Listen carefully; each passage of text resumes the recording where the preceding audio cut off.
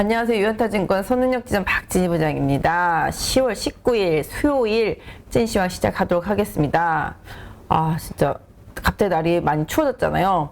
그러다 보니까 너무 건조한 것 같아요. 사무실도 건조해서 계속 가습기를 틀어놓고 있는데도 목이 너무 좀 건조해서 아프고, 그 다음에 제가 아시다시피 좀 알러지성 비염 되게 심한 편인데, 지금 뭐라 해야 되지? 콧구멍이 너무 아프다 그래야 되나요? 너무 아파요. 그리고 막 갑자기 막 콧물이 막 비 오듯이 쏟아지기도 하다가 또 막히기도 하다가 막 지금 난리도 아닙니다. 그래서 여기 머니톡 사무실도 왔는데 너무 건조하고 더워가지고 잠깐 좀 환기 좀 시키고 좀 시원하게 하고 그래서 이제 시작하는데요. 너무 건조하면 되게 힘든 것 같아요. 사실 여기 오면 조명도 너무 세기 때문에 집에 갈 때 사실 운전할 때 너무 힘든 것 같아요. 계속 강한 조명을 받다가 밖에 나가면 시야가 뭐랄까요? 깜깜하다고 해야 되나요? 그래서 되게 좀 많이 힘든 편인데, 일단 환절기에 요새 감기 환자 엄청 많다고 그래요. 코로나보다 더 많다고 그러더라고요. 그쵸? 그럴 만도 하고요. 뭐 병원에 가면 감기 환자 엄청 많고 약국에 가도 감기약이 없을 정도라 그러니까 환절기에 좀 더 감기 조심하시고, 오늘 뭐 코로나 환자도 뭐 더블링 현상이 있었다고 다시 또 12월 달에 대유행 얘기 나오고 있잖아요. 항상 뭐든지 안심하면 안 되고 방심하면 안 되는 것 같습니다.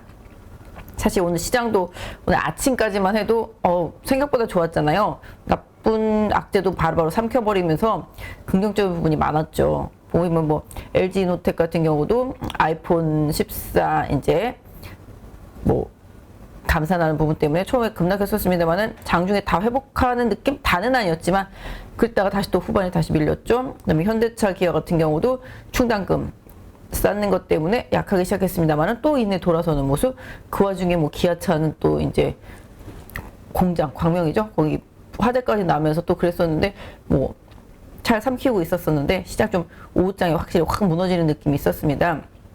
장 초반부터 2차 전지 쪽들은 달렸죠. 어제 포스코 케미칼 이제 호재성 이슈 나오면서 소재 쪽들이 더 강하게 오르면서 오늘 대주전자 나노신 소재 어제 덜 오른 종목들 많이 올랐고, 최근에 이제 유럽도 이제 미국처럼 IRA처럼 유럽에서 만드는 소재를 쓴 것들, 뭐 부품을 쓴 것들만 자동차 부품 무료 전기차들 보조금 준다는 얘기 나오면서 유럽산에 대한 기대치가 좀 올라가 있는 상태 속에서 솔루스 첨단 소재 오늘 급등 나왔었고요. 이런 식으로 좀 시장의 호재들을 좀 인식하기 시작하고 악재를 조금 삼키기 시작하면서 긍정적인 방향성을 참 잡아가고 있었습니다. 뭐 카카오 그룹주들도 오늘 뭐 거기 의장 사퇴하면서 좀 긍정적인 흐름이었었는데 오후장에 전반적으로 다 밀렸습니다. 특히 뭐 게임 같은 쪽에서는 위메이드 같은 경우가 초반부터 급등을 했었고, 나머지 게임주들도 잘 따라가다가 또 시장 전체적으로 밀리면서 되밀렸습니다. 그래서 오늘 반도체 쪽들도 좀 많이 약했죠. 하이닉스도 급락하는 모습들도 좀 나타나면서 약했었고, 그 다음에 어제까지 잘 가던 화학주들 좀 오늘 약했고, 특히 이제 롯데케미칼이 롯데건설과 관련된 부분 지분 때문에 좀 많이 빠지고, 롯데지주도 좀 많이 빠지고, 그 다음에 뭐 네옴시티 관련주들은 원장관이 사우디 날아간다고 그러면서 다시 또 반등하는 모습이 일정 부분 좀 있었었고요. 그 다음에 오늘 좀 증권사들도 마찬가지가 되겠습니다만은 부동산 관련된 PF 문제, 이런 문제에 대한 우려감, 채권에 대한 우려감, 이런 부분들 좀 터지면서 시장 전체적으로 좀 흔들리는 모습이 많이 나타났다라고 보실 수가 있겠고, 또 장중에 또 뭐 이제 영국의 파운드가 다시 또 약세 보이고 달러 강세 보이면서 시장이 많이 출렁거렸습니다. 최근에 시장 흐름 보시면은 뭐 파운드화가 약세냐 강세냐, 달러가 약세냐 강세에 따라서 되게 변동성이 많이 심해지고 있습니다. 영국 뭐 어저께 같은 경우는 뭐 채권 이제 뭐 매각하는 부분을 좀 늦출 수 있겠다라는 뉴스 나오면서 파이낸셜 타임즈 나오면서 급등했었는데, 오늘은 뭐 원래대로 할 거야 뭐 이러면서 다시 빠지고, 그러니까 이게 정말 일희일비하는 모습이 계속 좀 나타나고, 그로 인해서 시장 참여자들 참 많이 힘든 것 같아요. 아침까지만 해도 견조하다 괜찮다 하다가 오후 쪽에 왜 무너지지? 뭐 이런 생각을 가질 정도로 시장이 좀 변동성이 많이 커지고 있습니다. 사실 시장이 바닥을 잡아나갈 때 나타나는 큰 징후가 지난번에 한번 말씀드렸나 모르겠지만 고점에서도 변동성이 많이 커지고요. 저점에서도 변동성이 많이 커져요. 악재와 호재에 민감해지기도 하지만 그 악재와 호재를 투자하는 사람들이 더 좋게 생각하는지 아니면 이걸 이용해서도 팔아야 되는지 이런 고민이 되게 깊어지는 시기이기 때문에 매도와 매수가 좀 만약에 충돌하는 구간이거든요. 그러다 보니까 종목별로 변동성이 많이 심해지는 거죠. 고점에서도 마찬가지죠. 호재가 나와도 더 갈 수가 있어. 내지는 호재가 나왔으니까 이제 여기가 끝이야. 뭐 이런 생각 때문에 매도와 매수 세력이 번갈아 가면서 왔다 갔다 뉴스의 변동성을 보이면서 고점에서도 등락이 좀 많아지는 현상들이 있는데요. 뭐 지금 바닥에서도 좀 그런 현상들이 좀 있다라고 보실 수가 있겠습니다. 그래서 일단은 오늘 좀 힘든 구간이지만 어제 뭐 미국 같은 경우는 뭐 넷플릭스 시간에서 실적 상당히 좋게 나왔죠. 넷플릭스는 국내 업체들이 다 먹여 살리는 것 같아요. 지난번에는 오징어 게임이 살리고 이번에는 이상한 변호사 우영우가 살리고, 그래서 가입자 수 늘어나면서 서프라이즈 나타났고요. 이런 부분들이 오늘 장 초반에 뭐 드라마 제작이라든지 컨텐츠 영상물 제작 업체들 중심으로 해서 완전 급등이 나타났었습니다. 결론적으로는 바닥권에 있는 종목들은 호재에 민감하게 반응을 하면서 급등이 잘 나타나거든요. 이게 뭐 아시다시피 많이 내려오면서 매물이 많이 사라진 상태 속에서 슈팅, 쇼커버가 들어가다 보니까 주가가 강하게 오른다라고 보시면 맞겠는데요. 이런 현상은 당분간 계속 나타난다. 종목별로 많이 빠진 종목들 위주로 쇼커버가 나타날 가능성이 높고요. 호재에 따라서 또 특히 공매도가 많았던 종목들 위주로 쇼커버가 들어갈 가능성이 많다라고 말씀드릴 수 있을 것 같아요. 제가 지난번에 공매도와 관련되어 있는 거 한번 화면 보면서 다 보고 확인하는 방법 알려드렸잖아요. 그거 계속 활용하시면서 공매도 증감 부분 이런 부분들 좀 계속 좀 체크하시면 좋겠다 말씀드릴 수 있을 것 같고, 그 다음에 오늘 뭐 MSCI 지수 반기 리뷰 이제 11월 11일 하고 이제 11월 30일 날 이제 편입 얘기 나왔죠. 그래서 그런 얘기 때문에 오늘 에코프로가 그 기대감 때문에 좀 많이 올랐습니다. 그 부분이 좀 있었다라는 점이 좀 시장의 특징일 수 있겠고, 뭐 편출되는 종목들도 뭐 일부 있습니다만 편입 기대감이 있는 종목들이 뭐 에코프로하고 뭐 롯데 지주하고 또 뭐 하나 있었는데 편입 가능성이 좀 높은 것들 위주로 올랐는데, 롯데 지주는 오후장에 아까 말씀드렸던 대로 이제 롯데 건설과 관련해서 같이 또 빠지기도 했기 때문에 한번 그런 것들 좀 차트를 보면서 이따 좀 살펴봐 드리고요. 오늘은 좀 중요한 이슈 한번 얘기 나눠보고 그 이슈들에 대해서 관련주들 한번 좀 차트 분석해 드리고 좀 대응 전략까지 좀 드린다라고 말씀드릴 수 있을 것 같아요. 그래서 오늘은 2차 전지주들 좀 한번 쭉 훑어봐 드리고, 그 다음에 이제 건설사 PF와 관련되어 있는 부분들 한번 쭉 보면서 롯데건설이라든지 태영 뭐 이런 쪽들도 지금 다 얘기 나오고 있거든요. 그러니까 지금 시장에서 도는 얘기는 1순위가 롯데건설이다, 2순위가 태영건설이다. 그러니까 부도가 난다라면은 뭐 난다라고 말씀드리는 건 아니지만 나게 된다라면 그쪽이 1순위라는 얘기 나오고, 저쪽 뭐 지방에 있는 건설사들 중형 소형 건설사들도 가능성 상당히 높다라고 계속 얘기가 돌고 있습니다. 이런 부분들 한번 점검을 해보도록 하겠습니다. 이런 부분들이 사실 시장의 가장 큰 리스크 요인이기도 하죠. 요거 좀 점검해 보고요. 뭐 애플 관련주들 뭐 빠졌던 LG노텍 좀 대응 전략 한번 살펴보도록 하고, 사우디 관련된 네옴시티 관련주들도 사실 네옴시티 관련주들 장 초반에 뭐 그 뉴스 나오면서 상당히 좀 강하게 많이 올랐었는데 다시 또 아까 불거진 그런 PF 얘기 나오면서 또 건설사들 대형 건설사들이 좀 밀렸거든요. 그런 부분들 좀 한번 체크해 보고, 아까 종목 상담 신청하신 운동만연님 거 SK바이오팜까지도 한번 종목 분석해 드리도록 하겠습니다. 오늘 사실 외국인들 시장 많이 샀습니다. 거래소도 많이 사고요. 코스닥도 많이 샀어요. 반대로 뭐 개인 투자자라든지 연기금, 투신 뭐 이런 쪽들 좀 매도가 있었습니다. 투신은 좀 매수를 했네요. 오히려 증권 쪽이라든지 연기금 쪽이 조금 매도가 있었던 것으로 보여지고 있습니다. 그래서 이 부분 좀 시장에 있어서 최근에 보면은 외국인은 좀 쇼커버성 매수세를 좀 일정 부분 하는 것 같고요. 그 다음에 개인들 같은 경우는 트레이딩을 계속 좀 하는 것 같습니다. 올라오면은 이제 팔고, 그 다음에 내려가면은 다시 사고, 뭐 이런 흐름들이 계속 나타나고 있는 상황이라고 보시면 좋겠는데요.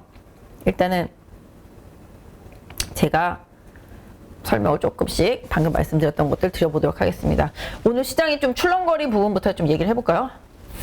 일단 시장이 왜 출렁거렸냐, 뭐 이런 얘기는 지난번부터 계속 얘기가 나왔었죠. 이제 강원도의 레고랜드 문제, 그게 이제 2,050억짜리인데 한투가 1,500억인가 1,600억을 이제 떠안았죠. 그리고 나머지들도 이제 문제가 되는데, 사실 뭐 아까 오후에 강원도에서 이제 재정 조금 풀어서 다 인수하겠다, 1월 29일인가가 만기인데 그때까지 다 매입하겠다 뭐 이런 식으로 얘기를 했기 때문에 약간 악재가 조금 수그러들 수 있는 가능성, 이런 부분들은 좀 있다라고 보실 수가 있겠는데, 이 레고랜드뿐만이 아니라 지금 PF들이 지금 날린 거예요. 지금 제가 이제 증권회사에 있으니까 잘 알잖아요. 웬만한 PF들은 설정을 해도 살 사람이 없어요. 그러니까 그걸 사줄 사람이 없기 때문에 지금 하다못해 운용사들 같은 경우는 자기네 수익 부분 안 받겠다, 자기네 수익까지도 이 지금 발행된 금리에 얹어가지고 제발 매각만 해달라 그랬는데도 안 돼요. 지금 상당히 우량한 건설체들이라든지 이런 부분들도 안 되고요. 이 레고 사태 때문에 지금 단기채 시장이 다 급등했어요. 다 급등해가지고 단기물을 채권이 돌아가지 않는 거예요. 그러니까 뭐라 그래야 될까요? 아주 우량한 채권 이런 것들 아니고서는 상당히 힘든 상황이고, 특히 이제 건설 PF 관련되어 있는 신탁 부분들, 이런 부분들 더 어렵게 생각을 하고 있습니다. 여기저기서 하나씩 터지고, 한 3년 전에 설정했던 그런 건설 관련 상품들이 제대로 상환이 안 되고 뭐 만기 연장을 한다거나 뭐 이런 부분들이 좀 계속 생기고, 리파이낸싱도 하면 다행인 거고요. 안 그런 상품들도 상당히 좀 많이 생기고 있습니다. 그런데다가 이제 아까 말씀드린 대로 그런 지방 건설사들 문제도 있고요. 또 그 다음에 지금 롯데 쪽이 좀 그렇죠. 롯데건설, 그 다음에 뭐 태용건설 이런 얘기들도 계속 좀 나오고 있습니다. 그러다 보니까 시장이 더 자금이 경색이 되는 거죠. 그러니까 뭐라 그럴까요? 계속 금리가 올라가고 이런 안 좋은 상황이 되다 보니까 그 해당 상품이라든지 건설업체들은 자금을 끌어들이기가 어렵잖아요. 그래서 단기 금리가 계속 올라가고, 그 많은 금리를 준다고 해도 못 조달하고, 이러다 보니까 뭔가 좀 뭐랄까 흑자부도의 느낌? 나중에는 어쩔지 모르겠지만 지금 당장 돈이 없어서 망하는 게 보통 흑자부도라고 그러잖아요. 그런 상황까지 건설 관련된 상품들이 뭐 좀 내몰린 거죠. 그리고 증권회사들도 이런 부분들 때문에 항상 부담이 생긴 거죠, 상품들에. 그래서 중소증권사들이 매물로도 나오고 있지만 문제가 생길 가능성도 많다라고 언급되는 중소증권사들이 몇 개 있습니다. 그런 부분들도 문제가 되겠습니다. 그리고 또 아시다시피 채권 워낙 급등하다 보니까 뭐 증권회사가 보유하고 있는 채권들의 손실, 평가 손실이 장난 아니잖아요. 이런 부분들도 문제가 되고 있습니다. 그래서 증권사들도 예전에 작년에 뭐 재작년에 장 좋았을 땐 좋았지만 지금 상당히 좀 어려운 상태다. 그래서 뭐 건설 PF 이런 것도 문제겠지만 증권사 자체도 문제다. 그래서 증권사들에 대한, 또 특히 이제 뭐 자생력이 좀 약할 수 있는 중소증권사들이 이런 PF 문제가 하나라도 터지게 되면 또 힘들어지는 상황이 될 수도 있기 때문에 상당 부분 조금 주의가 필요한 상황이다라고 볼 수 있을 것 같고요. 뭐 이런 부분들이 또 지금 시장의 우려감을 키웠다라는 점도 염두에 두실 필요가 있겠습니다. 그래서 아까 뭐 롯데 지주가 막 급락을 하고 롯데 케미칼이 막 급락을 했잖아요. 그게 다 이제 롯데 건설에 대한 지분 때문입니다. 그래서 롯데 케미칼이 많이 가지고 있고요. 그 다음에 롯데 지주, 롯데 호텔 롯데죠. 호텔 롯데가 갖고 있다 보니까 그게 이제 롯데 지주 쪽으로 연결이 되면서 급락을 한 케이스인데요. 뭐 일단 롯데건설이 자금 필요하다 보니까 한 2천억 정도 유상증자 할 가능성이 있다. 그래서 돈을 이쪽 두 군데가 이제 줘야 되지 않겠냐. 뭐 이러면서 이제 주가가 급락하기 시작한 거죠. 그래서 이런 부분들을 좀 생각해서 좀 해당 롯데그룹주들 흐름 좀 보셔야 되겠는데요. 이게 뭐 전체적으로 봤을 때 건설사들의 이런 PF 문제가 부실화된 게 어디선가 빵 터질지 아니면 잘 봉합하고 넘어갈지 좀 봐야 되겠습니다만은, 최근에 급등하는 뭐 국제 정세와 또 금리 이런 부분 속에서 자금 조달이 잘 이루어지지 않는 이런 부분들이 문제라는 거죠. 은행들도 막 본인들 채권 찍어서 내기 바쁘니까. 그래서 대기업들도 지금 뭐라 그럴까요? 아까 제가 들었는데 되게 우량한 회사였었는데, 우량한 회사였는데도 5.5%짜리 채권이 안 될 정도라고 그러더라고요. 그러니까 그만큼 시장에서 두려워하는 거죠. 일단 이런 부분들이 문제인데, 예전에도 롯데카드 아니죠. LG카드 사태가 있었었거든요. 2000년대 초에. 그때도 난리도 아니었었거든요. 그게 이제 나중에 신한카드가 된 건데, 롯데카드래네 자꾸. LG카드 난리 났었거든요. 그때 금리가 제가 알기로는 막 10%대 중후반까지 나왔던 것 같아요. 19% 막 이랬던 것 같아요. 그랬는데 뭐 사람들이 싫다고 다 가져가라고 막 증권사에 막 쫓아오고 그랬었거든요. 근데 결국은 그 나중에 이제 신한으로 넘어가면서 대박 채권이 돼버리긴 했는데, 이번에도 잘 넘어가게 된다라면은 지금 우량한 회사들, 고금리에 나오는 채권들을 매입하는 거는 어떤 부분에 있어서는 또 기회일 수도 있겠습니다. 특히 단기물 같은 경우는 자금 융통이 잘 안 되다 보니까 우량한 회사들도 많이 나오거든요. 이런 것들은 조금 한번 챙겨서 보실 필요는 있을 것 같고, 다만 이제 건설과 관련되어 있는 익스포저를 좀 봐가면서 증권사들이라든지 이런 부분들은 좀 챙겨서 보셔야 될 것 같고, 이제 중소형 이제 증권사 또 내지는 중소건설사들이 뭐 이제 채무 뭐 매입 확정이라든지 뭐 기타 등등 이렇게 리스크를 걸어놓은 그런 뭐 상품들이 있어요. PF 상품들. 그런 부분들은 좀 잘 살펴보시고 투자하시는 전략이 좋겠다. 그래서 결국은 강원도 레고랜드는 거의 뭐 지방채 중에서 상당히 우량하다라고 볼 수 있는, 지방채라기보다는 뭐 강원도가 보증을 한 거나 마찬가지였었기 때문에 그랬었는데 그게 좀 터지고 결국은 뭐 강원도에서 책임지고 내년 1월 29일인가요? 그때 전에 다 상환하겠다라는 얘기를 했기 때문에 이게 잘 봉합되면서 심리적인 부분들이 좀 안정이 된다면 다행이겠지만, 또 영국의 또 국채 문제도 최근에 많이 불거지고 있잖아요. 그러니까 결론적으로 이런 글로벌 리스크들과 국내 리스크도 같이 좀 연동을 하고 있기 때문에 이런 부분들로 인한 시장 불안감, 이런 부분들이 오후에 좀 강하게 작용을 했다라고 보실 수가 있겠습니다. 그래서 아까 말씀드렸던 대로 이제 중소증권주라든지, 그다음에 아까 말씀드린 우발적으로 이제 채무 리스크가 커진 중소형 뭐 건설사라든지, 아까 말씀드린 그런 건설사 일부, 또는 그것과 연결되어 있는 코스닥 기업들이 이제 유상증자 가능성에 대한 뭐 이런 부분들까지 한번 좀 챙겨서 보셨으면 좋겠고요. 그래서 롯데케미칼하고 롯데지주는 그래서 빠졌다라고 말씀드릴 수 있겠는데, 롯데지주는 사실 11월 11일 반기 리뷰가 있는 MSCI 거기에 좀 포함될 가능성이 상당히 지금 높은 상태거든요. 어떤 면에서 보면은 에코프로하고 그다음에 롯데지주, 그러니까 이제 편입 가능성이 상당히 높았던 상태였었는데 오늘 그런 이슈 때문에 빠졌기 때문에 한번 좀 대응하는 부분에 있어서 좀 참고하시라고 좀 차트 한번 봐드릴게요. 잠시만요. 롯데케미칼. 아, 코가 완전히 막혔는데 이쪽에. 롯데케미칼은 아까 말씀드린 그 롯데건설 유상증자 이슈 때문에 좀 빠졌는데요.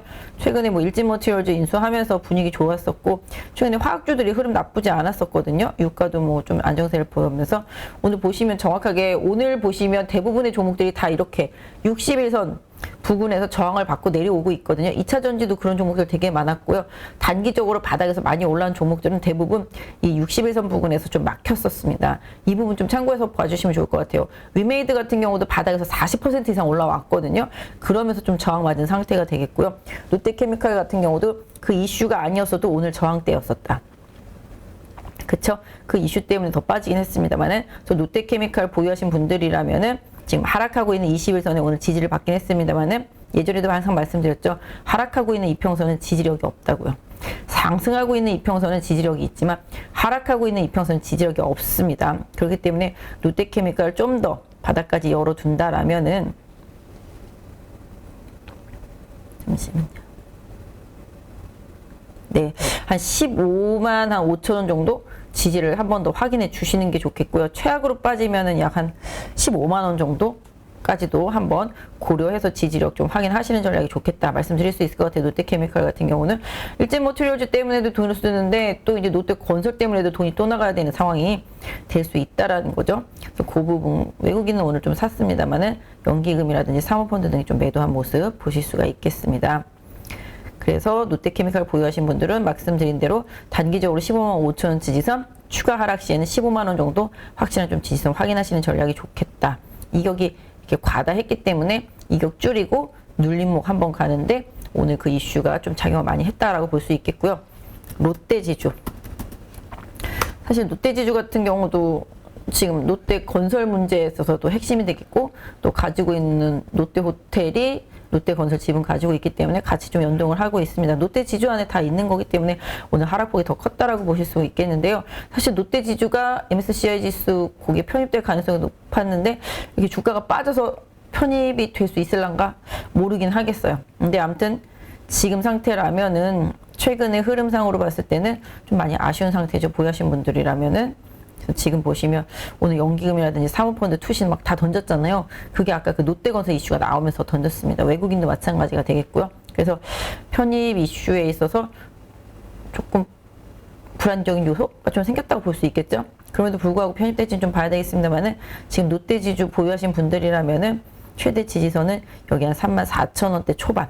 네, 요 정도에다가 좀 설정해 놓고 보시는 게 좋겠죠. 오늘 거래 많이 실렸기 때문에 일정 부분 매도, 손절매, 뭐 공매도가 있을지 모르겠습니다만은 뭐 포함이 돼 있다라고 보실 수가 있겠습니다. 그래서 대량 거래 실리면서 장대 음봉으로 내려왔기 때문에 나중에 올라갈 때 저항 때는 약 한 여기 3만 얼마인가요 이게?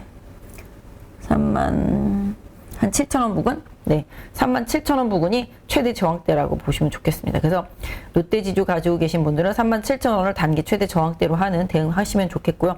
바닥선 같은 경우는 여기 지지는 34,000원 정도, 네, 최대로 좀 활용하시는 투자 전략 롯데지주한테는 조금 필요하지 않겠나 싶습니다. 그리고 사실 태원건설은 또 SBS잖아요. 근데 거기는 뭐 지배구조가 반대니까 뭐 SBS가 그렇게 영향을 안 받았다라고 보실 수가 있겠는데, 태원건설도 뭐 약간 위태위태하다라는 얘기들이 좀 나오고 있으니까 주가도 좀 많이 빠져 있긴 합니다만은, 이 종목을 갖고 계시거나 뭐 관심이 있으셨던 분들이라면 조금 관망하시기 좋겠고, 뭐 기술적인 반등 여부 뭐 이런 루머가 들었다고 해서 다 그렇게 되는 건 아니지만 그런 부분들이 충분히 있기 때문에 접근을 시도하려고 했던 분들이라면 조금 관망해 주시면 좋겠다 말씀드릴 수 있을 것 같아요. 일단 현대건설이나 뭐 GS건설, 뭐 삼성엔지니어링 뭐 이런 대기업들도 일정 부분 시장 때문에 많이 흔들렸거든요. 차후에 이 이슈가 지나가고 나면 오히려 현대건설이라든지 뭐 DLENC, 그다음에 삼성엔지니어링, 뭐 GS건설 이런 것들은 또 저가 매수할 수 있는 기회도 되겠죠. 네옴시티 이슈가 살아있으니까. 제가 뭐 어제도 다른 방송에서 얘기했지만 빈살만이 안 온다고 그랬지 우리가 가면 될 수도 있지 않겠습니까? 그래서 뭐 원장관이 날아가서 어떤 결과를 갖고 올지 모르겠습니다만은 다시 또 네옴시티 이슈는 나중에 살아날 수도 있다. 네옴시티보다는 솔직히 우크라이나 재건 문제가 좀 더 국내 업체들한테는 좀 더 영향을 줄 수 있지 않을까 싶긴 한데요.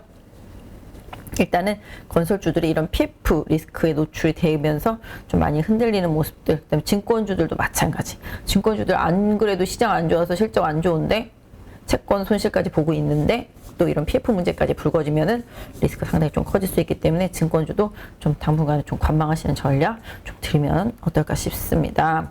그다음에 오늘 좀 이렇게 얘기하다 보니까 아까 많이 빠지다 보니까 시장에 공매도와 관련되어 있는 이슈가 좀 나왔어요. 공매도 과열 종목 지정할 때 이제 이슈가 하나 좀 추가된 부분이죠. 기존에 여기 보시면은 이제 유형 1, 2, 3, 4가 있는데 이 4가 추가된 거죠.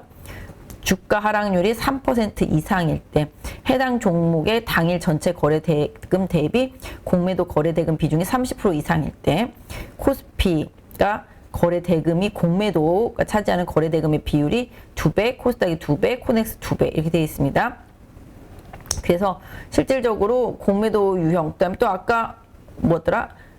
과열 종목 지정되고 뭐 5% 이상 추가로 더 빠지면은 뭐 더 계속 연장하는 부분 아까 이렇게 나왔던 것 같아요, 보니까. 그래서 그런 부분들 보시면 맞을 것 같은데요. 일단 결과적으로는 공매도를 금지하는 건 아니고, 공매도, 그러니까 과열 종목으로 지정이 되면 공매도가 금지되잖아요. 하루든 뭐 이틀이든지 간에 어쨌든 간에 여러 가지 조건에 맞게. 그러면은 이제 공매도를 치지 못하는 날수가 좀 늘어날 수도 있겠고, 또 이제 하락하는 종목들에는 어느 정도 좀 브레이크 같은 역할을 좀 해줄 수도 있다라는 좀 염두에 두실 필요가 있겠는데요.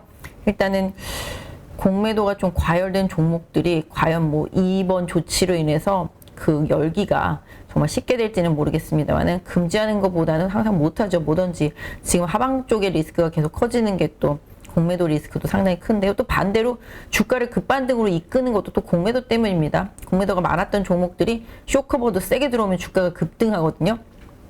그렇게 따진다라면은 지금은 아까도 말씀드렸던 대로 이제 공매도 과열 종목, 이제 공매도를 이제 추가적으로 뭐 하루 정도 쉬게 하고 뭐 이런 부분들과 관련되어 있는 이슈보다는 오히려 뭐랄까요?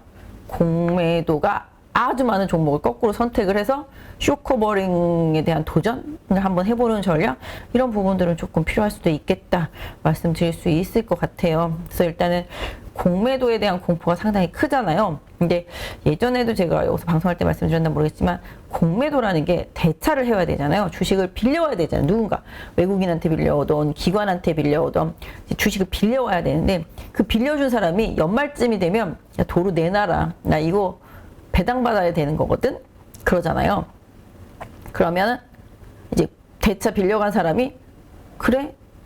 내가 이자까지도 다 감당해 주면서 계속 갖고 있을래 할 정도로 그 종목이 최악의 종목이다라면 모르겠습니다만은, 웬만하면 일정 부분 상환을 많이 하려고 노력을 하더라고요, 보니까. 그래서 연말로 가면 갈수록 새롭게 신규 공매도를 치는 거는 조금 줄어들고요. 기존에 있던 공매도도 일정 상환하는 경향을 그동안 계속 보여왔었는데요. 결과적으로 아까 말씀드렸던 대로 급락 이후에는 항상 급반등이 있었던 과정 속에서 공매도가 쇼커버링 들어온 부분들이 상당히 컸다라는 점 염두에 두시면서 지난번에 말씀드린 대로 공매도가 많았던, 비중이 높았던 종목들 위주로 해서 잘 한번 트레이딩 전략, 이런 종목 전략을 좀 짜놓고 짧게 한번 대응해 보시면 어떨까 싶은데요. 지금 계속 뉴스도 나오고 있죠. 공매도 많은 종목들, 이런 종목들이야. 그러니까 이런 종목들이 나중에 쇼크버 들어오면 급등할 수 있어. 이격도가 이 정도야. 아니면 공매도 비율이 이 정도야. 계속 얘기를 하고 있습니다. 기사 한번 찾아보시고요. 좀 연구 좀 해보시면 어떨까 싶습니다. 일단은 그런 부분들 조금 설명을 드렸고, 코스피 같은 경우는 월요일 날도 제가 설명드렸습니다만은 일단 여기 중단부에서 그때 반등을 했고요. 지수로 봤을 때 중단부에서 반등을 했고, 이제 보시면 이제 하락 추세에서 상단부 쪽으로 이동하기 시작하는 상태라고 보시면 좋겠는데, 기술적으로는 2250 저항이고요. 오늘 넘어갔었는데 좀 아쉽죠? 역시 저항이었고, 그 다음에 최대로 만약에 올해 중간 선거 끝나고 좋은 흐름이라면은 더 기대해 볼 수는 있겠는데요. 기술적으로 봤을 때는 좀 차트에서 아까 말씀드렸던 대로 2330, 50 여기까지가 일단은 하락 추세상에서는 상단 맥시멈이다라고 보실 수가 있겠습니다. 운 좋으면은 2400 정도까지도 바라볼 수 있지 않을까 싶은데요. 일단은 2250선에 오늘 막혔다. 그렇기 때문에 2250선을 다시 넘어가는지 여부가 되게 관전 포인트라고 보실 수가 있겠고, 앞으로 하방 쪽으로는 지난번에 2150, 이번에 2180 지지했잖아요. 그러니까 앞으로는 2180을 마지노선으로 놓고 지수 관련주는 대응하시고요. 기술적으로 2200선이죠. 2200선을 계속 잘 유지해 주는지 확인하시면 좋겠다 말씀드릴 수 있을 것 같아요. 그 다음에 코스닥 봐드리면, 코스닥도 오늘 좀 많이 흔들거렸죠. 사실 바이오 종목들도 좀 최근에 변동성이 커지고, 게임주들도 오늘 아침에 좀 좋았다가 그렇고, 그 다음에 플랫폼 관련주들, 특히 오늘 컨텐츠 관련주들이 많이 좋았었는데, 일단 지금 보시면 코스닥도 제가 여기 그때 좀 저항 때 말씀드렸죠. 그래서 하락하고 있는 하락 추세선의 중단부에서 지금 저항을 받고 있습니다. 여기 완벽하게 통과되려면 이 옆에 갭을 돌파하거나 찍고 내려와서 다시 21선 터닝하고 지지하는 걸 봐야 되는데요. 이 갭까지가 730 말씀드렸죠. 그래서 이 부분, 그래서 최대는 750까지다 라고 말씀을 드리고 있으니까, 코스닥 지수 관련주 대응하실 때는 이 점 충분히 좀 활용하시면서 대응하시면 좋겠다 말씀드릴 수 있을 것 같아요. 밑에 하방으로는 코스닥 같은 경우는 한 680선 정도 지지선 설정해 놓고 대응하시면 좋겠습니다. 그 다음에 오늘 카카오 관련주들 조금 장 초반에 많이 올랐었죠. 이번 사태 책임을 지고 이제 물러나고 대표가 이제 물러나는 부분이 있었고요. 그 다음에 이제 데이터 센터 앞으로 좀 증축하는 부분들 좀 얘기 좀 있었습니다. 네이버 같은 경우는 이런 사태에 대비하는 훈련을 1년에 2번씩 했었다고 그러더라고요. 근데 카카오는 전혀 그러지 못했던 것 같아요. 이런 게 항상 맹점인 것 같아요. 성장에만 집중하고 성장에만 치우치다 보니까 이런 리스크에 대한 대비가 잘 안 돼 있었던 거죠. 그러다 결국은 이런 식으로 터져버리면은 피해는 다 고스란히 주주들이 보는 상태인 거죠. 그래서 네이버는 이런 부분들에 대한 대비를 좀 잘해서 상대적으로 그랬다고 하는데 불구하고 주가는 같이 하락하고 있는 상태인데요.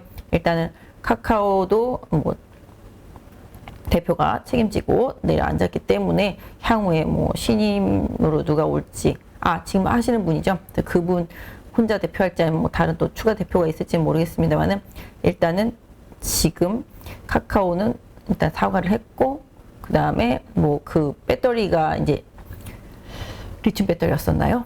예, 거기서 터졌기 때문에 다른 그냥 일반 그런 배터리 쪽 있잖아요. 그런 쪽으로 교체하려고 한다. 그래서 오늘 그런 쪽과 관련되어 있는 배터리 쪽도 순간적으로 한번 급등하긴 했었습니다만은, 일단 배터리가 중요하긴 중요해진 것 같습니다.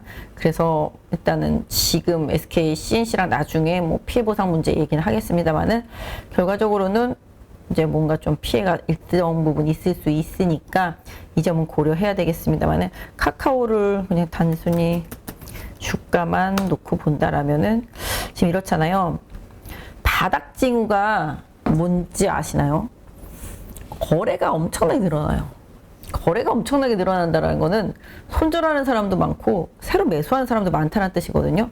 근데 그 와중에 주가가 오르면 결국은 매수한 사람이 이겼다라는 거잖아요. 그죠? 그리고 바닥선에서 거래가 많이 실리면은 거의 손절을 많이 했다라고 보시면 좋겠는데, 여기서는 뭐 확실히 카카오 같은 경우는 여기서 쇼크보드 들어왔을 수 있겠고 신규 매수도 좀 들어왔을 수 있을 거라고 보고 있습니다. 최근에 그 급락 과정 속에서도 바닥이 잘 유지가 되고 있는 상태입니다. 그래서 월요일날도 한번 말씀드렸던 것 같긴 한데, 지금 상태라면은 카카오는 한 47,500원 정도 네, 최대 지선으로 설정해 놓고 보유하신 분들은 보유하시고요. 지금 개인적으로 추세상으로는 좀 5만 원을 강하게 돌파하게 되면 여기 보이시는 대로 5만 5천 원 부근에 네, 1차적인 좀 저항이 있으니까 이 부분 염두에 두시되, 여기 갭이 있다라는 거죠. 이 갭까지 간다라고 치면은 6만 4천 원 정도가 맥시멈 1차적으로는 볼 수 있지 않을까 싶습니다. 뭐 월요일에 보여드렸죠. 저 뒤에 있던 갭 다매꾸로 내려오는 종목들 펄어비스 보여드렸었잖아요. 그렇다시피 저는 밑에 있는 갭도 메꾸지만 상방에 남아있는 갭도 메꾼다라고 생각을 하고 있습니다. 그래서 좀 약간 보유하신 분들 힘드시겠지만, 뭐 물론 문어발식 경영이라든지 뭐 안일한 대응 이런 부분들이 문제가 돼서 기업이 책임져야 될 일이 있으면 분명히 책임져야 되고, 뭐 구조조정이 필요하다면 구조조정도 해야 되겠습니다만은, 일단 그런 여러 가지 일련의 후에 대응을 좀 제외하고 차트만 봐드릴 때는 그렇다라는 점 염두에 두셨으면 좋겠습니다. 뭐 카카오 게임, 뱅크 다 마찬가지가 되겠죠. 비슷한 흐름일 거라고 보고 있습니다. 그래서 카카오 그룹주들은 좀 그렇게 대응을 하시는 게 좀 좋겠다라고 말씀드릴 수가 있을 것 같고요. 그 다음에 오늘 그죠? 약간 이상한 변호사 우영우 때문에 넷플릭스가 워낙 강하다 보니까 섹터 종목들이 상당히 좀 강했었습니다. 그죠? 지금 보시면 오늘 콘텐츠 쪽, 그 다음에 영상 제작하는 쪽들, 드라마 제작하는 쪽들 워낙 강세였었거든요. 그런 부분들이 상당히 좀 강하게 나타났었는데, 잠시만요.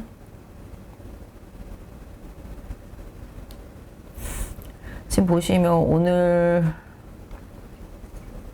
뭐 네트워크 업체들도 강했습니다만은, 제가 아까 봤을 때는 영상 쪽들 상당히 강했었는데, 2차전지도 마찬가지가 되겠지만 아침에 이런 영상 콘텐츠 쪽들 그죠? 많이 강했다가 많이 내려왔네요. 보니까 지금 A스토리 같은 경우도 그죠?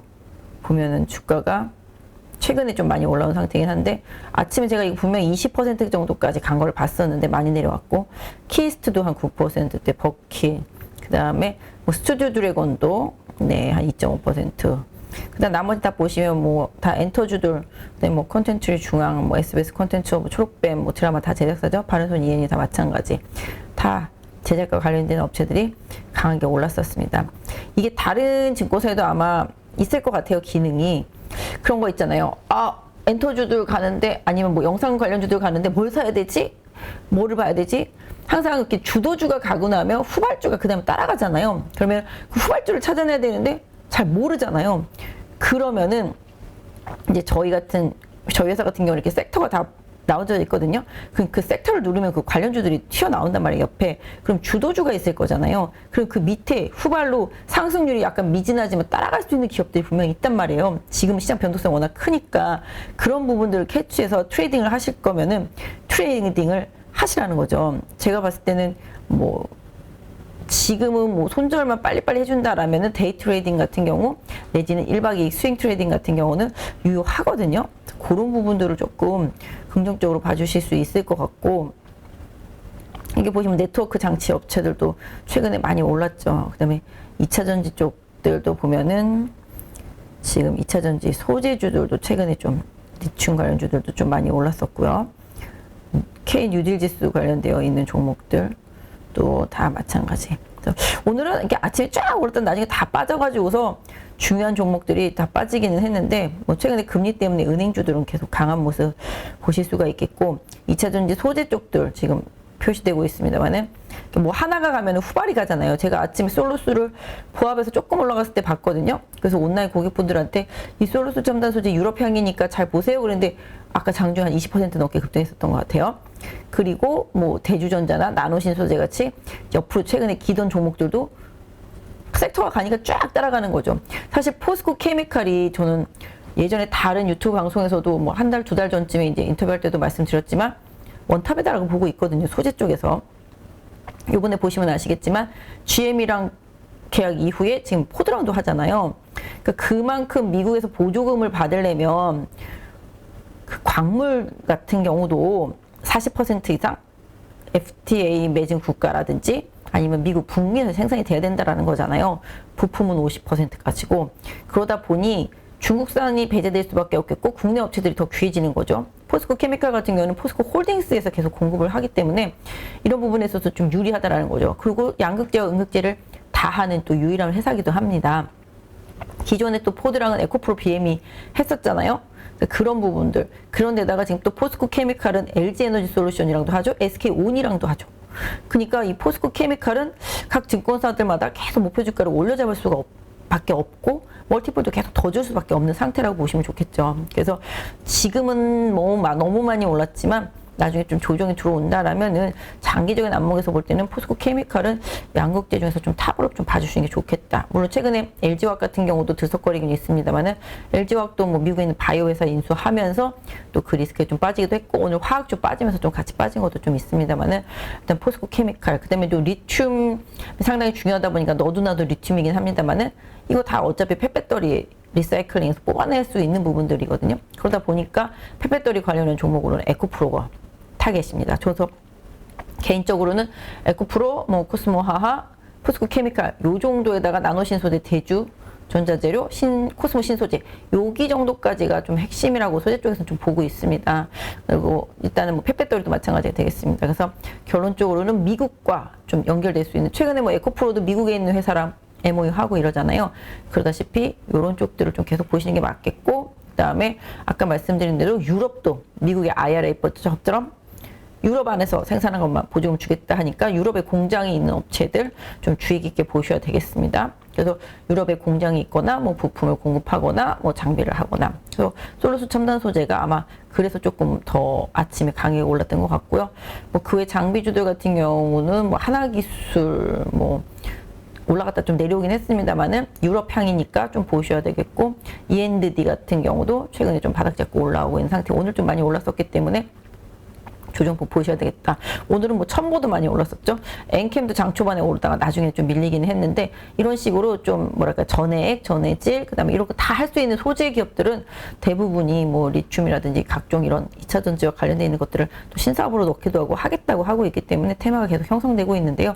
일단 오늘 좀 많이 올랐다라는 점, 이게 좀 가격적인 메리트가 좀 떨어지긴 합니다. 2차 전지 전반적으로. 그렇지만 조정이 오면은 봐야 된다. 뭐 보면은 그 배터리와 관련되어 있는 뭐 소재, 부품 이런 쪽들은 계속 이슈들을 좀 만들어내고 있는 것 같아요. 사마 알루미늄인가요? 여기도 그 파우치 필름 그것 때문에 좀 최근에 그런 것 같고 그죠? 지금 여기 화면에도 보이시잖아요. 사마 알루미늄 파우치 필름 때문에 그렇고 율촌화학도 그 파우치 필름 그죠? 그래서 요 두 종목이 최근에는 조금 그런 이슈들이 좀 부각되고 있는 것 같아요. 그다음에 뭐 나노신소재는 뭐 아시다시피 예전부터 CNT 도전제 쪽, 그죠? 그다음에 대주전자 같은 경우도 이제 음극재 쪽, 실리콘 음극재 쪽, 뭐 이런 쪽 부분들입니다.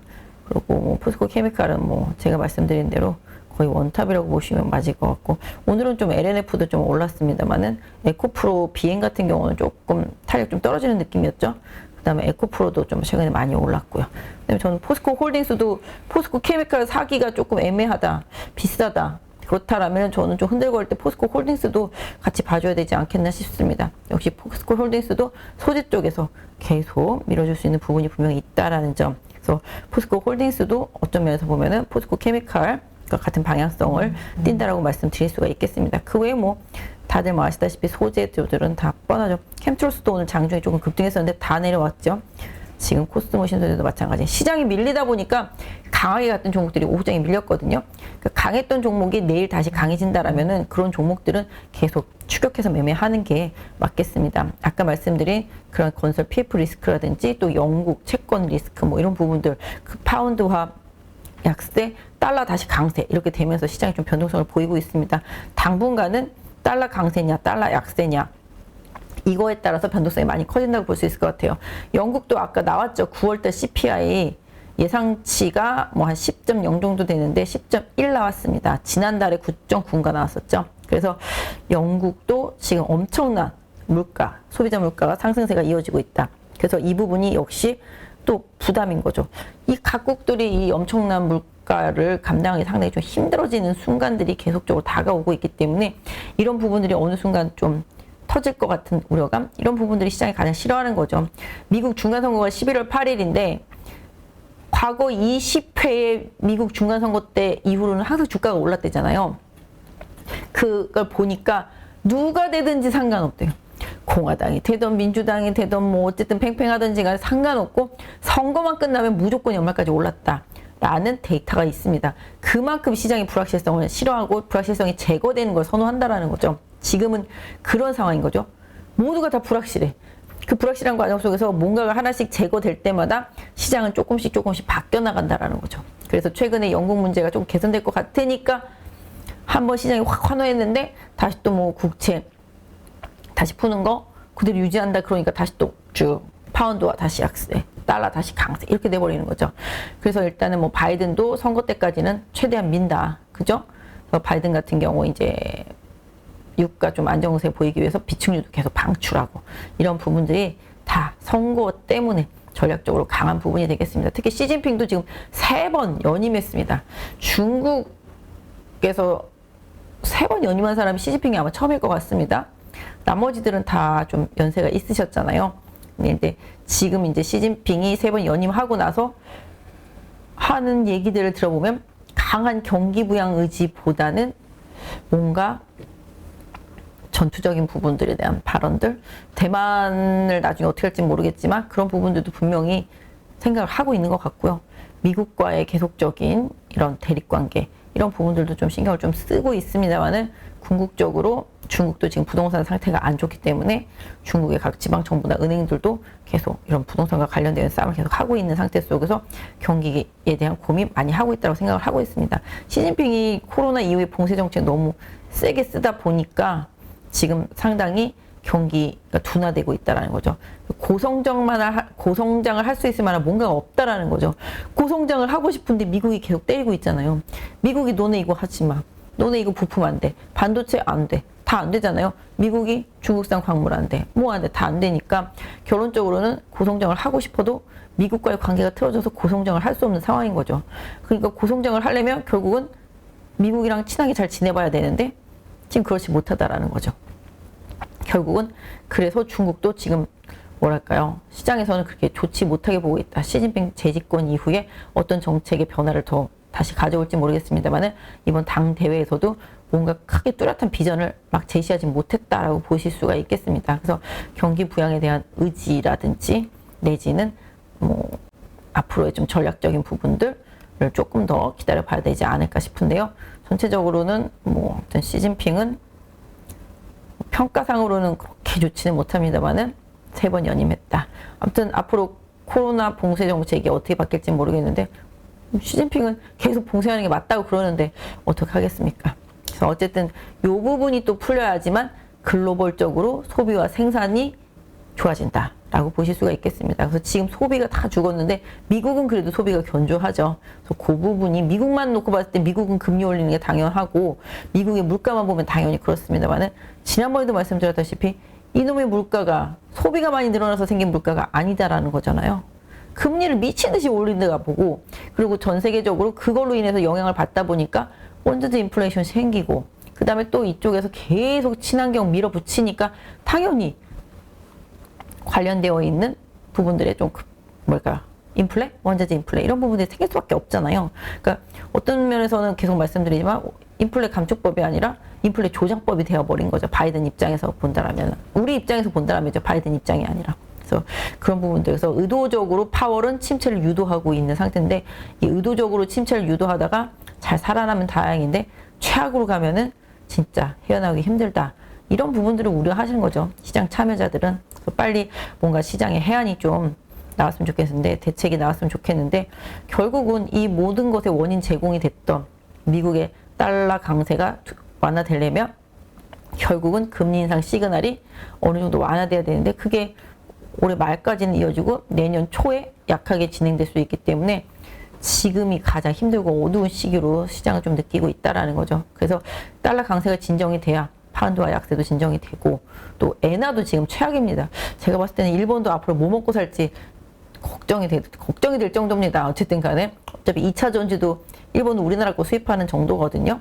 미국이랑 또 FTA도 안에 있고, 그런 부분들여서 일본도 힘들고 중국도 힘들고 유럽도 힘들고, 미국만 저러고 있으니까 전 세계가 너무 힘든 상황이 되는 거잖아요. 그래서 이런 부분들이 하나씩 앞으로 해소가 되는, 국내적으로는 아까 말씀드린 그런 PF 채권과 관련되어 있는 부분들 변화를 좀 보셔야 될 것 같고, 중국은 시진핑의 봉쇄 정책이 어떻게 변하는지, 경제 성장에 대한 요번에 무슨 여러 가지 지표, 경제 지표 하나도 발표 안 하고 뒤로 미뤘잖아요. 사람들이 얼마나 안 좋은 발표를 안 하겠냐, 막 이런 정도였을 정도입니다. 그러니까 기본적으로 중국도 고성장이 멈춘 상황에서 앞으로 어떻게 경제 성장을 계속 이끌어갈지, 이런 부분들 좀 보셔야 되고, 그다음에 유럽도 정치적 리스크가 각국마다 있습니다만은 궁극적으로 유럽에서 뛰어나간 영국에 대한 리스크, 이 부분이 앞으로 어떻게 해소되는지 좀 봐야 되겠습니다. 영국 국채 리스크라든지 영국의 파운드와 금리, 이런 부분들 다 리스크가 되고 있고요. 영국도 정치인 리스크에 계속 노출되어 있다는 점, 이 부분을 좀 계속 챙겨보면서 변화를 좀 봐야 되겠죠. 그래서 아까 말씀드린 대로 결국은 11월 3일 연준회의, 그 다음에 11월 8일 선거 있기 때문에 고기가 뭐 심각한 부분에 있어서는 뭔가 상황이 바뀔 수도 있는 터닝 포인트가 되겠고, 기본적으로는 제가 말씀드렸던 대로 그때 CPI 발표하고 나서, 그죠? 미국 CPI 발표하고 나서 뭔가 시장의 변화는 조금씩 시작되고 있습니다. 거기서부터 조금씩 변화는 시도되고 있고 변동성은 커지고 있는 가운데 저점은 일정 부분 잘 유지가 되고 있기 때문에, 일단 시장은 뭐 다시 또 저점이 깨지지 않는 한은 긍정적인 뉘앙스로 변동성을 제대로 활용하는 개인 투자자분들의 투자 전략은 계속 필요하겠다라고 말씀드릴 수 있을 것 같아요. 또 오늘 애플 관련주들 뭐 LG노텍 많이 빠졌죠. BH도 많이 빠지고, 나중에 BH는 좀 낙폭이 제한되긴 했습니다만 LG노텍은 계속 좀 더 빠졌던 것 같은데요. 아침에 하락폭 그대로 마무리가 됐는데, 일단 뭐 나중에 실적 봐야 되겠습니다만은 아이폰 14 이제 감산 부분, 이런 부분들이 하루 이틀 전에 나온 얘기 아니잖아요. 꽤 됐잖아요. 근데 또 나와가지고서 이러고 있잖아요. 그러니까 이런 부분들이 주가에 영향을 좀 많이 미치고 있는 상태인데, 실질적으로 한번 LG노텍도 한번 봐드리면, 이것도 개인 투자자분들 많이 좋아하시는 종목들이요. 안 좋잖아요. 제가 예전에 이거 다 차트로 설명드렸어요. 이 박스다. 그죠? 이 방송 오래 보신 분은 느껴요. 제가 이거 계속 박스다. LG노텍은 박스다. 고점이 계속 낮아지고 있는 박스다라고 말씀을 드렸고, 이 박스권이 이탈했을 때 급락 나올 수 있는 상황이었는데, 결국은 이 박스 선 그어드린 거 이탈하면서 이렇게 급락이 진행되지 않았습니까? 그 궁극적으로 이렇게 외줄타기 하는 것 같은 차트가 또 기아차가 있었고요. 기본적으로 이렇게 박스를 고공권에서 그리고 있는 종목들이 고점이 낮아지면서 진폭이 좁아졌을 때 방향성을 이렇게 위쪽 방향으로 잡으면 다시 시세를 내기 위해서 간다라고 볼 수가 있겠는데, 여기서 방향을 반대로 잡으면 이 박스권 횡보한 거에만큼의 맞먹는 강도로 빠진다라는 거죠. 힘들게. 그래서 지금 LG노텍이 그런 효과를 좀 보고 있는 상태다라는 겁니다. 그래서 지금 상황으로 봤을 때 LG노텍 최근에 뭐 찍었던 가격대 보면 최근에 최저점은 한 26만 원대도 나오는 것 같긴 한데요. 기술적으로는 한 27만 원 정도 계속 좀 잘 지지가 되는지 이노텍 보유하신 분들은 좀 보셔야 될 것 같고, 실적에 대해서도 예전에는 최상이라고 그랬었지만 최근에 사실 계속 좀 눈높이가 좀 낮아지고 있습니다. 이런 컨셉의 변화도 좀 챙겨 보셔야 되겠다라고 말씀드릴 수가 있을 것 같아요. 그다음 뭐 그 외에 다른 부품주들도 뭐 많이 있죠. 뭐 그런 부분들도 같이 요번 달 다음 달에 이어진 실적 시즌 잘 무사히 좀 이겨내야지만 될 거라고 보고 있습니다. 사실 모바일 쪽의 부품 업체들 너무 힘들잖아요. 지금 애플이 또 국내 치고 들어오니까 삼성도 좀 어렵다고 해서 뭐 계속 할인 판매를 하고 있는 것처럼 부품사들 좀 많이 어려운 상태입니다만은, 나중에 애플의 노트북, 아이패드도 그렇고 노트북, 이제 아이패드죠. 아이패드 이렇게 접었다 폈다 하는 거 나온다 그러더라고요. 그리고 애플의 아이폰도 나중에 접었다 폈다 나오겠지만 그러면 그럴수록 관련되어 있는 부품사들 뭐 FPCB라든지 그다음에 디스플레이 면적 뭐 관련되어 있는 부분들 그 상단 필름 같은 부분들은 다시 또 나중에 좀 부각될 수도 있겠습니다만은 이마저도 경기가 좋아져야지만 시장에서도 그런 섹터주들을 반응을 할 것이다 라고 보고 있습니다. 당분간은 그쪽은 조금 숨고르기 계속 이어가겠고 반도체도 비메모리 쪽 우위로 계속 보고 있습니다만은 일단은 좀 조정이긴 한데요.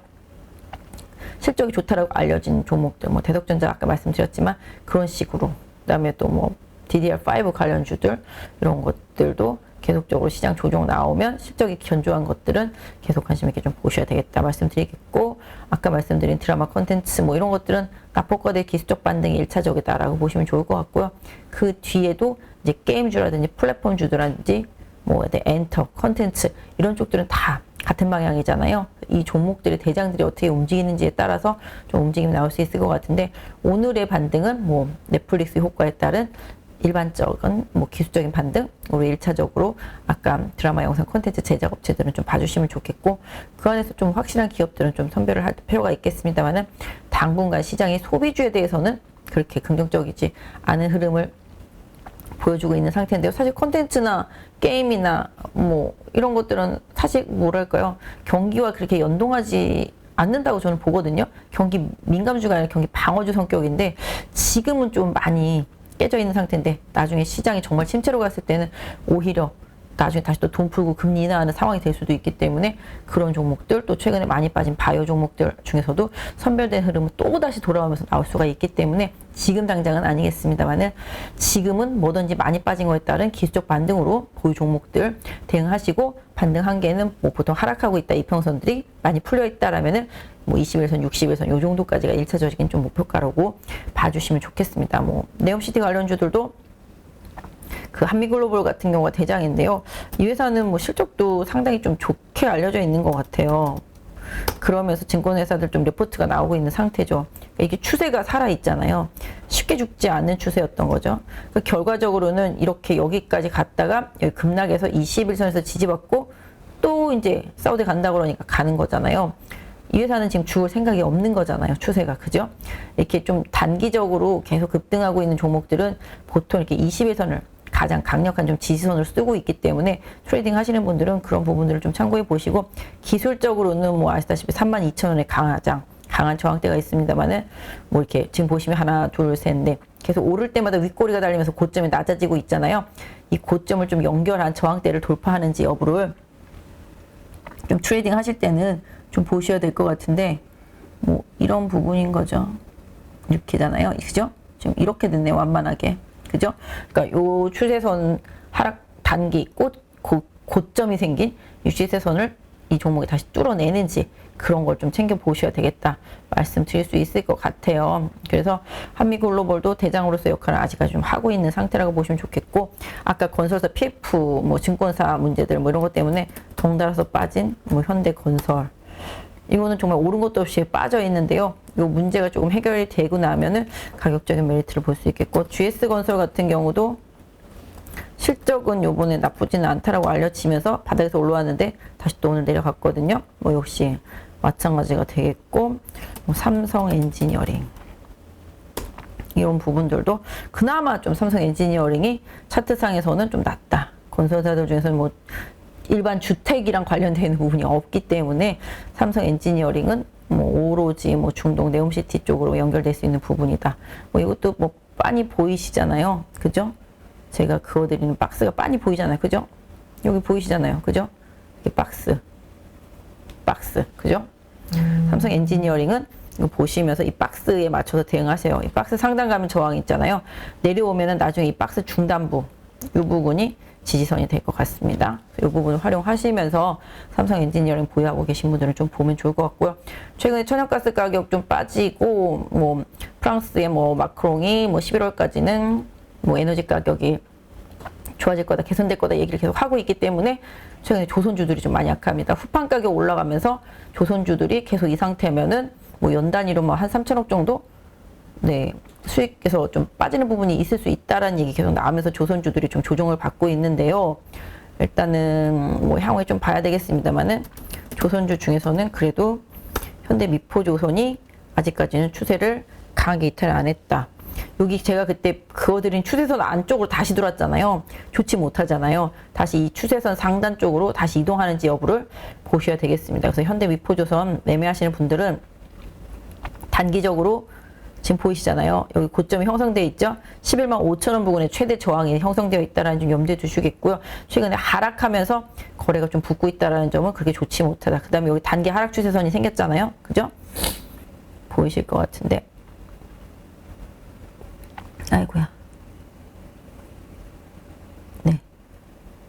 이 단기 하락 추세선 생긴 부분들을, 그죠? 어떻게 잘 벗어나는지, 네, 투자하신 분들, 보유하신 분들은 좀 챙겨보셨으면 좋겠다. 그래서 현대미포조선은 개인적으로는 항상 10만원 언더권에서는 조금 시장에서 좀 싸다라는 인식을 갖고 보고 있는데요. 지금 상태에서 추세가 깨졌기 때문에 이 상승 추세선 상단선을 좀 연결해서 보면은 지금 아마 한 10만 한 5천 원 정도 나오는 것 같아요. 그죠? 요 상승 추세선 상단 정도가. 그러니까 향후에 다시 추세 복귀하려면 10만 5천 원을 강하게 현대미포조선은 넘어야 된다. 못 넘어가면 거기 계속 저항 막힌다 생각하시고 현대미포조선은 보유하신 분들은 좀 대응하시는 게 맞다라고 말씀드릴 수 있을 것 같아요. 그래서 전체적으로 오늘 뭐 2차 전지도 좀 말씀드렸었는데 아까 포스코 케미칼 한번 봐드릴게요. 저는 말로만 하고 이걸 좀 안 봐드렸는데 포스코 케미칼도 지금 고점이 돌파됐다가 내려왔다가 지금 다시 돌파됐잖아요. 그죠? 보이시죠? 오늘 시장 때문에 밀리기는 했지만, 그죠? 3일 동안 강하게 치고 올랐기 때문에 조정 들어올 수 있겠습니다만은 제가 생각할 때 포스코 케미칼은 여기서 이렇게 멈출 것 같지는 않고요. 계속 앞으로 좀 갈 것 같아요. 예전에 화장품 주식들이 하다 엄청 갔잖아요. 그게 10년 동안 시세가 났거든요. 2차 전지도 10년 시세가 난다고 생각하고 보시는 게 맞아요. 그래서 중간에 쉬는 과정은 분명히 있겠지만 2차 전지도 10년은 간다. 실질적으로 시세가 뭐 여기 만약에 2017년부터 났다라면은 궁극적으로 뭐 2027년까지 간다고 봐야 되겠죠. 주가 자체가 지금 10배 이상 올라오긴 했습니다만은 추세는 가장 강력한 쪽이 2차 전지 쪽이다 라는 점 염두에 두시고요. 최근에 이슈를 던진 종목이 포스코 케미칼이다 라는 점, 그 다음에 실적 이슈가 계속 특히 소재 중심으로 해서 예전부터 소재 계속 강조드렸다시피 소재 중심으로 해서 긍정적으로 보고 있다라는 점.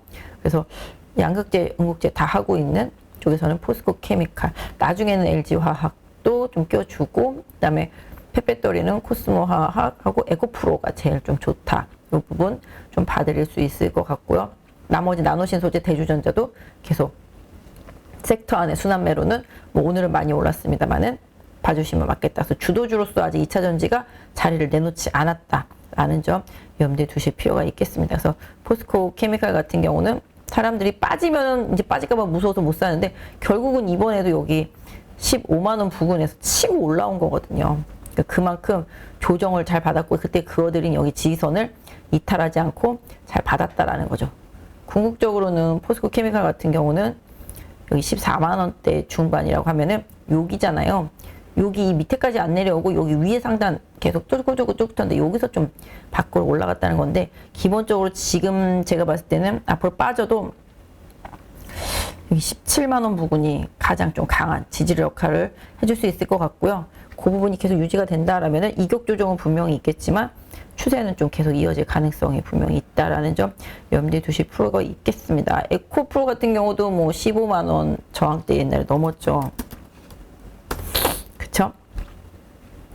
지금 14만 9천 원에 끝나긴 했습니다만은 쌍봉 같은 느낌이라서 살짝 애매하긴 합니다만은 조정받고 다시 또 돌파되면 새로운 시세 낼 수 있다라는 점. 다만 이제 지금은 좀 단계 많이 올랐기 때문에 포스코 케미칼도 그렇고 에코프로도 그렇고 좀 조정을 좀 기다려 보시는 전략이 좋겠다.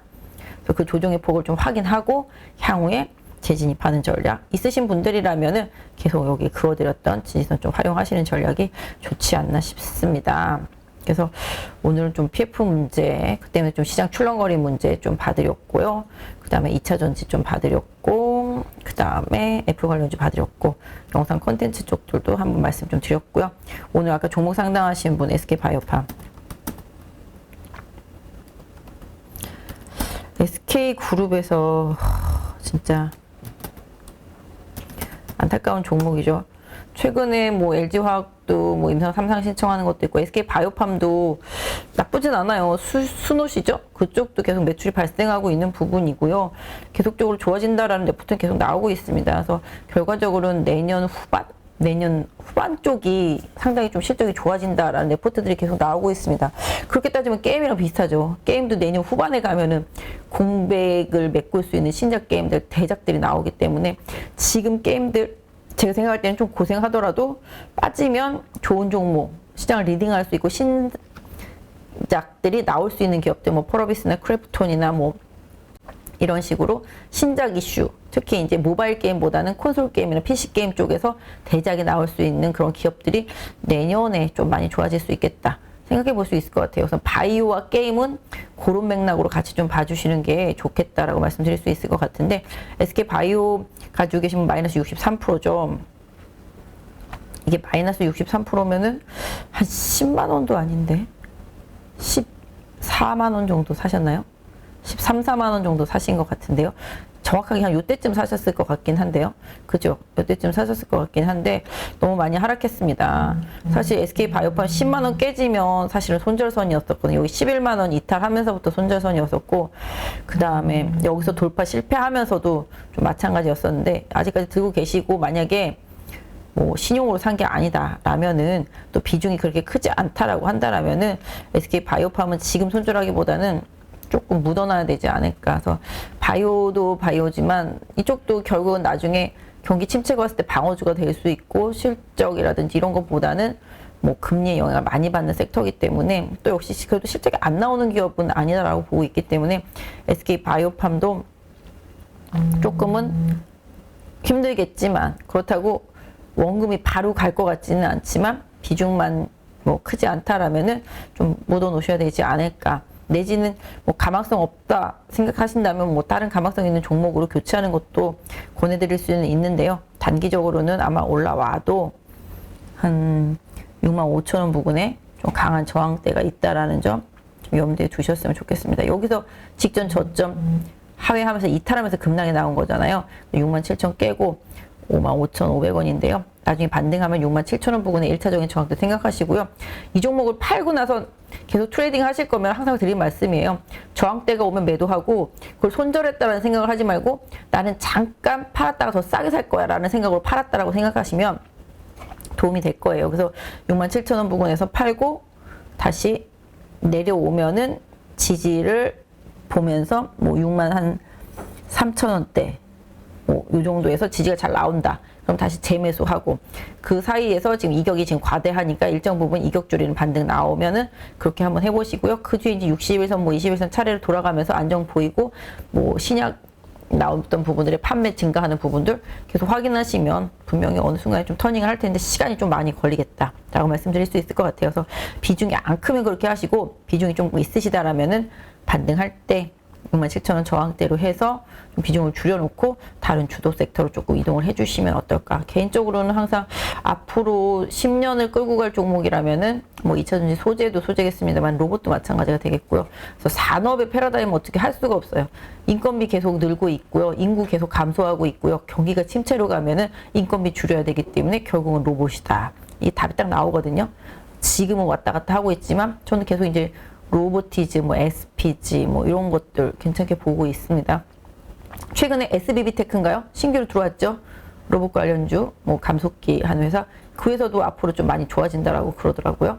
그러니까 이런 식으로 로봇 관련 섹터, 뭐 새로운 성장주들을 한번 찾아보시는 전략, 내지는 아니면 엄청 빠진 종목 중에서 그래도 내년에 좀 빛이 있는 종목들로서의 뭐 크로스 교차하는 투자 전략, 이런 부분들 좀 많이 아쉽고 이렇게 좀 대응하시기 힘드시겠지만 그런 부분들도 한번 고려해 보세요. 똑같이 빠졌고 똑같이 많이 빠졌거든요. 지금 그 중에서 누가 먼저 가냐 싸움이거든요.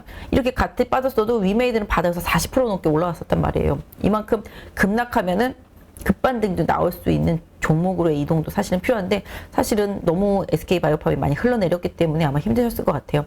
그래도 굳이 뭐 저항대를 말씀드린다라면은 67,000원 부근이니까 차후에 반등할 때 활용하시고, 뭔가 좀 종목 교체를 할 여력이 있다 하시면은 종목 교체도 한번 향후에 좀 고려해 보시면 좋겠다. 그리고 지난번에 한 5만 원 초반대, 5만 900원이죠.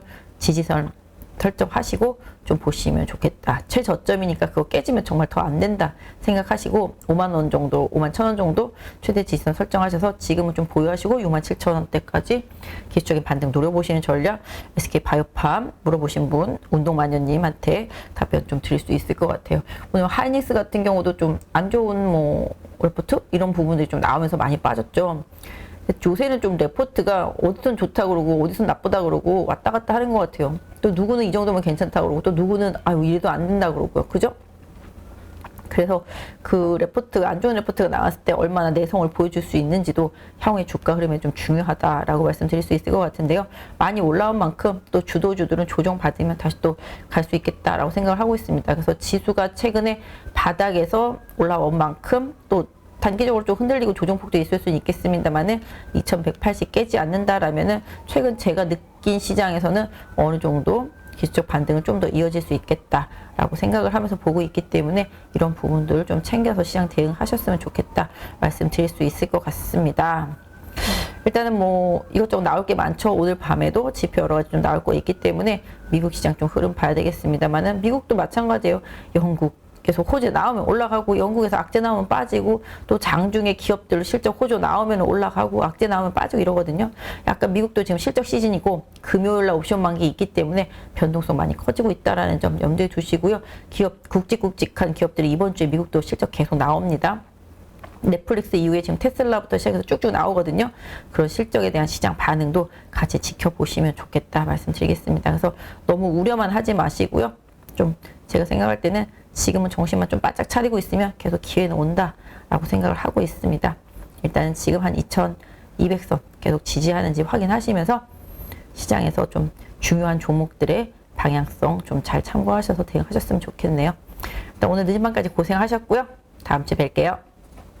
김종수 저자님 2021년도에 13억이라고 어떻게 그렇게 벌 수 있었을까요? 저도 단타나 초단타, 장기 투자도 다 해봤는데 제 성향상 그 세 부분은 다 실패했었고요. 주식 투자는 이게 평생 할 수 있는 직업입니다. 주식 투자를 그렇게 오래 하려면 무엇보다도 다른 사람한테 종목 이런 거를 의뢰하거나 추천받아서 하면은 오랫동안 할 수가 없습니다. 스스로 혼자 할 수 있는 그런 능력을 배워야 됩니다. 그래서 누구나 1시간 안에 200개 종목에서 좋은 종목을 고를 수 있는 그런 능력을 배양할 수 있도록 제가 도와드리려고 그렇게 하고 있습니다.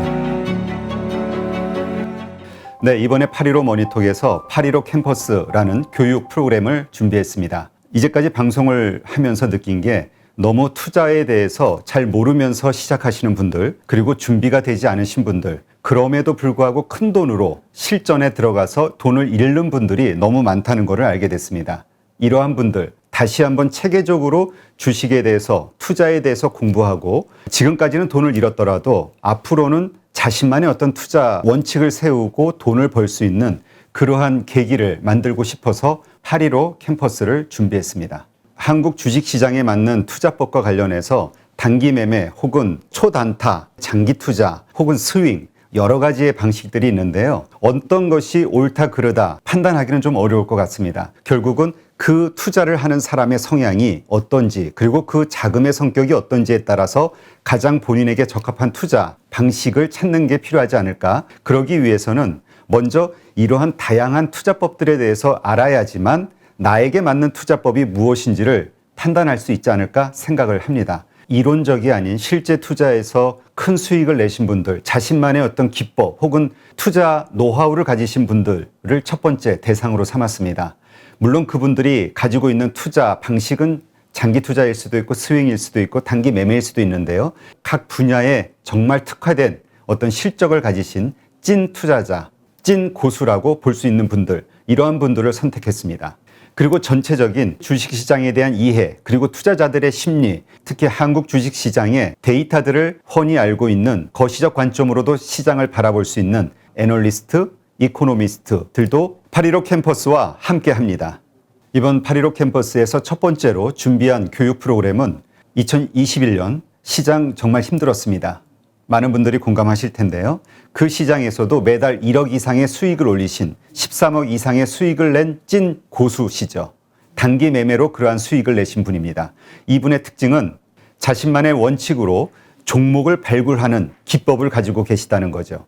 이분의 교육은 단기 매매를 통해서 수익을 내고자 하시는 분, 그리고 현재 그렇게 투자를 하고 있지만 손해를 보고 있으신 분들, 이런 분들이 자신만의 단기 매매 투자 원칙을 확립하는 데 큰 도움이 되지 않을까 생각합니다. 네, 요즘 우리 김정수 저자님 인기가 아주 커지고 있는데요. 네. 댓글 보니까 깡통 형님으로 불리시더라고요. 예. 어떻게 인기 체감하고 있으신가요? 아, 예. 저도 뭐 댓글도 보고 전화도 여러 번 많이 받았습니다만은 제 책을 그 10번 이상 읽었고 유튜브를 뭐 몇 번씩 보셨다는 분들도 계셔가지고 무려 그 200만 횟수가 넘어갔고 오늘자로 보니까 230만 횟수를 돌파했습니다. 그리고 제가 다니는 헬스장까지 찾아오셔가지고 자기를 제자로 받아달라 뭐 이러신 분까지 계셔가지고 예, 한편으로는 당황스러웠고 한편으로는 고마웠습니다. 네. 이번에 교육과정을 만드시죠? 네네. 가지고 계신 그 투자의 노하우를 네. 정말 제대로 전달하기 위해서 네네. 좋은 프로그램을 만드는데 네네. 이유가 특별히 있으실까요? 아, 이제 주식 투자는 이게 평생 할 수 있는 직업입니다. 지금 워런 버핏도 90살이 넘으셔도 왕성하게 활동을 하고 계십니다. 그 주식 투자는 마우스만 클릭할 수 있는 힘이 있으면 누구든지 나이가 100세가 넘어서도 할 수 있고 우리 젊은 사람 기준으로 봤을 때는 앞으로 최소한 뭐 3, 40년 이상, 50년 이상 할 수 있기 때문에 주식 투자를 그렇게 오래 하려면 무엇보다도 다른 사람한테 종목 이런 거를 의뢰하거나 추천받아서 하면은 오랫동안 할 수가 없습니다. 스스로 혼자 할 수 있는 그런 능력을 배워야 됩니다. 그래서 스스로 할 수 있는 능력을 배워가도록 그렇게 책을 썼고 또 유튜브에서도 여러 번 이제 나와서 했는데 그것만으로 조금 부족하고 디테일한 부분을 자세히 설명 못하는 부분들이 있어갖고 제가 이 프로그램을 끝까지 성실하게 이수하시면은 누구나 1시간 안에 좋은 종목을 고를 수가 있고 또 나만의 필살기를 갖추어가지고 평생 그 낚시를 즐기면서 할 수 있는 그런 바탕을 마련해주고자 하고 있습니다. 그래서 깡통을 무려 12번이나 쳤지만 13번째 성공하고 14년대 무려 13억 이상의 돈을 번 제가 확신을 가지고 여러분을 도와드릴 테니까는 여러분도 저를 믿고 같이 따라와 주시면 좋은 결과가 있을 것으로 이렇게 생각이 됩니다. 이 교육과정을 통해서 그 교육과정을 수료하는 분들에게 꼭 이거 하나만큼은 꼭 가르쳐 주고 싶다, 도움을 주고 싶다 하는 게 있다면 뭐가 있을까요? 아, 그럼 물론 이제 제가 하루에 200개 종목을 12분의 1차로 이렇게 고를 수 있다고 여러 번 말씀드렸는데 이 프로그램을 이제 성실하게 잘 이수하고 공부하신 분들은 누구나 1시간 안에 200개 종목에서 좋은 종목을 고를 수 있는 그런 능력을 배양할 수 있도록 그렇게 프로그램을 짜고 제가 도와드리려고 그렇게 하고 있습니다. 한국 주식시장에서 장기 투자로 돈을 벌기는 쉽지 않다 이런 얘기 하시는 분도 있고요. 네네. 또 단기 투자 혹은 네. 단타를 통해서 돈을 벌기는 더더욱 쉽지 않다 네네. 이렇게 생각하시는 분들도 있거든요. 네네. 그런데 우리 김종수 저자님은 단기 매매를 통해서 네네. 수익을 내신 거잖아요. 네네, 13억을 그렇습니다. 보신 건데 네네. 그 단기 매매의 그 기간, 그러니까 네. 어떤 주식을 샀을 때 언제 파시는지. 네네. 제가 이제 주로 장대 양봉이 형성된 그 세력이 돈을 넣은 그런 종목을 위주로 특히 또 그 턴어라운드 된 그런 주식만 사서 그 이익이 한 플러스 10% 정도 나면은 매도를 하는 그런 거를 이제 기계적으로 반복을 해왔습니다. 그래서 그 수익이 누적되다 보니까 굉장히 큰 수익을 낼 수 있었습니다. 그러니까 이번에 교육 네네. 프로그램에서 가르치시고자 하는 것은 네네. 한국 시장에 특화된 단기 매매 네네. 트레이딩 방식이라고 그렇습니다. 생각하면 되겠네요. 네, 맞습니다. 저는 저도 단타나 초단타, 장기 투자도 다 해봤는데 제 성향상 이제 그런 거가 맞지 않았었고 그 세 부분은 다 실패했었고요. 그 또 한국 주식 시장 상황상 단기 매매가 아주 적합하다. 이렇게 생각이 들어서 단기 매매에 집중해서 하다 보니까 이렇게 좋은 성적을 거둘 수 있게 된 것 같습니다. 어떤 분들이 단기 매매 투자에 적합하다고 보세요?